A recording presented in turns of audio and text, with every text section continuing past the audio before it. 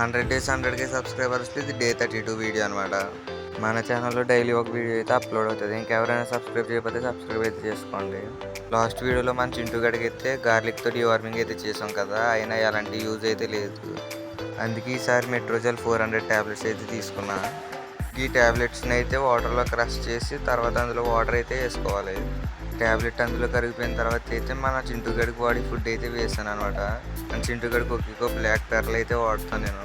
Food వల్ల head అయితే బాగా గ్రోత్ అయితే అవుతుంది, అలా కలర్ కూడా బాగా ఇంక్రీజ్ అవుతుంది అనమాట.